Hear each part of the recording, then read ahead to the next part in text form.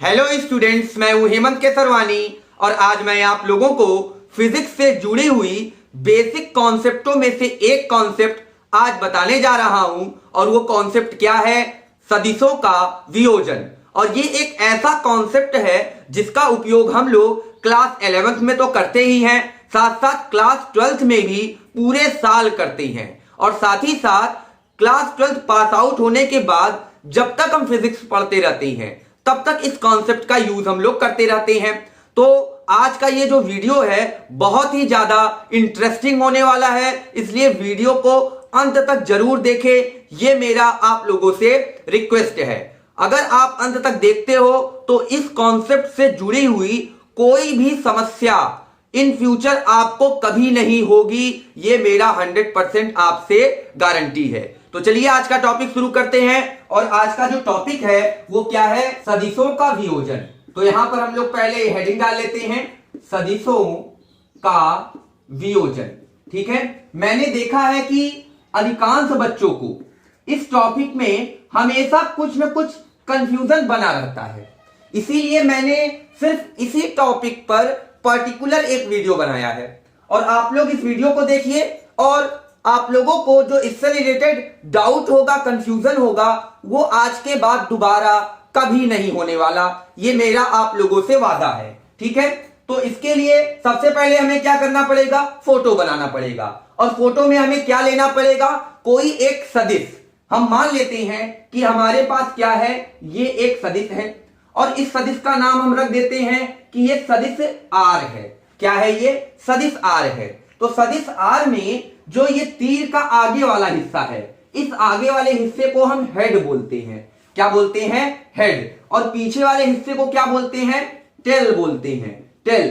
Tell यानी पुच्छ और head मतलब शीर्ष। ये क्या है भैया? ये शीर्ष है। ये क्या है? शीर्ष है। और ये क्या है? पुच्छ है। ठीक है, बात क्लियर है कि नहीं? ये आपका क्या है? पुच्छ है। ठीक है, तो ये तो आपको पता ही होगा। ठीक, तो ये वाला हिस्सा आपका टेल और ये वाला हिस्सा आपका हेड कहलाता है। तो हम लोग करेंगे क्या? हमारे पास ये सदिश दिया हुआ है और हम लोग इसके साथ करेंगे क्या? इसका वियोजन करना है। तो वियोजन करने के लिए सबसे पहला स्टेप है, सबसे पहला आपका स्टेप क्या होने वाला है कि ये जो आपका दिख रहा है जिसे हम टेल कहते हैं, यहां उस टेल को हम मान लेते हैं कि वो क्या है? मूल बिंदु है। उस टेल को हम लोग मूल बिंदु मान करके क्या करते हैं? समकोणिक अक्ष खींचते हैं। एक समकोणिक अक्ष क्या खींच रहे हैं भैया? कि क्षैतिज। एक समकोणिक अक्ष जो है वो क्षैतिज दिशा में है। ठीक है, ये देख रहे हो, ये क्षैतिज दिशा में है इस प्रकार से।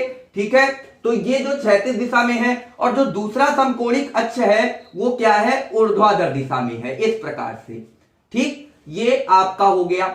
बात क्लियर हो रहा है कि नहीं? मैंने आपको क्या बताया कि जो आपका ये सदिश है, इस सदिश के पुच्छ को मैंने क्या मान लिया? मैंने मूल बिंदु मान लिया। और मूल बिंदु मान करके समकोणिक अक्ष खींचा, जिसमें एक अक्ष क्षैतिज दिशा के अनुदिश है और एक अक्ष क्या है? ऊर्ध्वाधर दिशा के अनुदिश है। तो इस प्रकार से ये समकोणिक अक्ष बन जाता है और ये क्या कहलाता है भैया? मूल बिंदु कहलाता है। ये क्या कहलाता है भैया? मूल बिंदु कहलाता है। बात क्लियर है कि नहीं? और मूल बिंदु का निर्देशांक कितना होता है ये तो पता ही है आपको, 0 0 होता है। कक्षा 10 में छोटे क्लास में आपने पढ़ा है। अब हम क्या मान लेते हैं इसके आगे का कि ये जो आपका एक्स अक्ष है, जो क्षैतिज अक्ष है, क्या है? एक्स अक्ष। और आपका जो ऊर्ध्वाधर अक्ष है वो क्या है? वाई अक्ष है।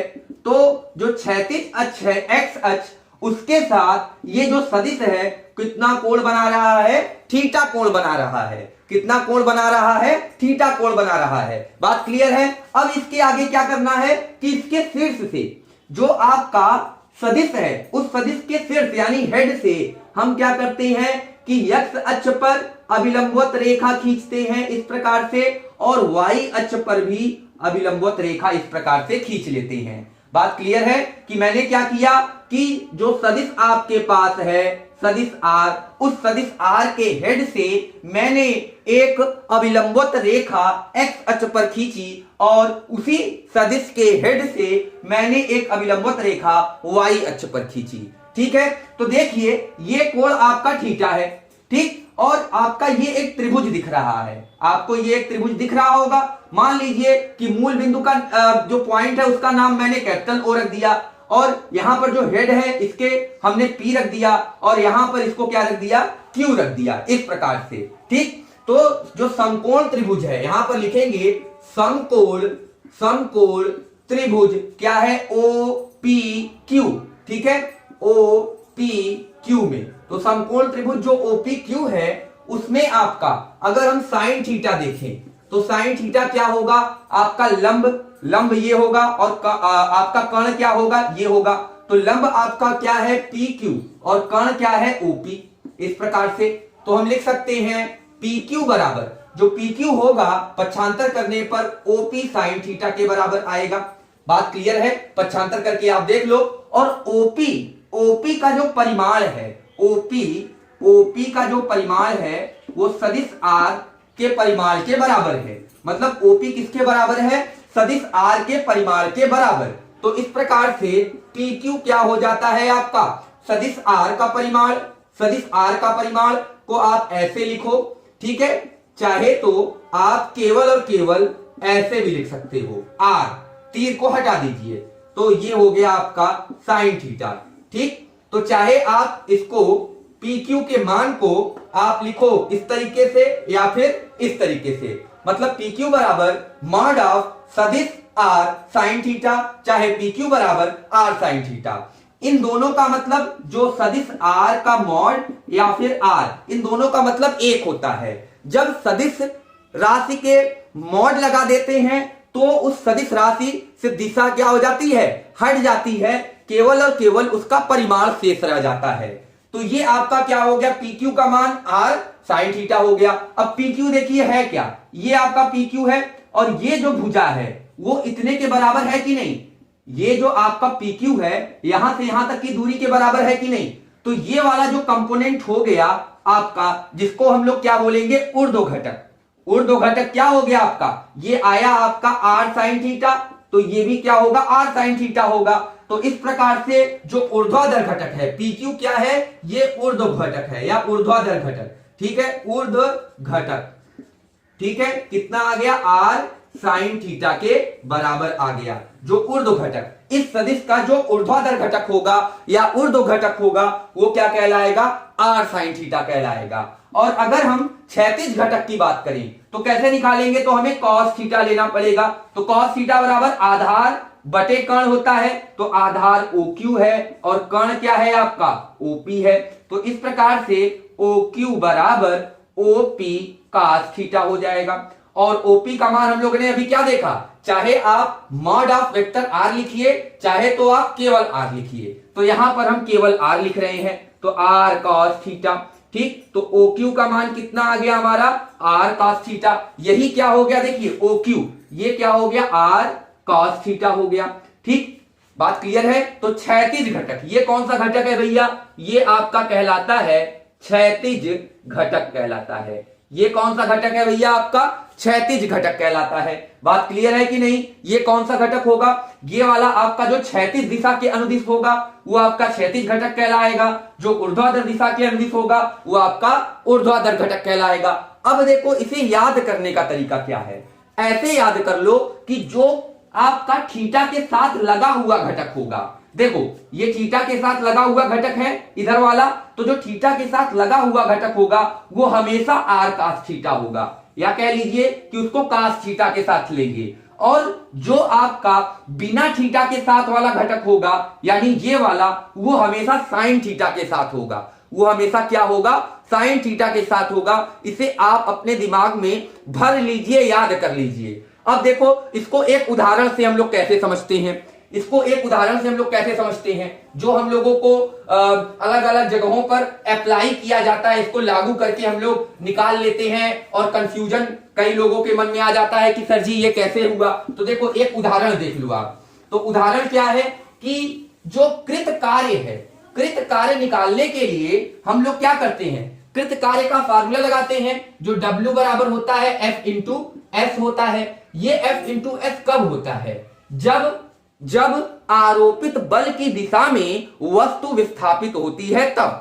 लेकिन जब आरोपित बल की दिशा से थीटा कोण पर कोई वस्तु विस्थापित होती है तो जो कार्य करने वाला जो कृत कार्य होता है वो क्या होता है, W बराबर Fs cos थीटा के बराबर होता है।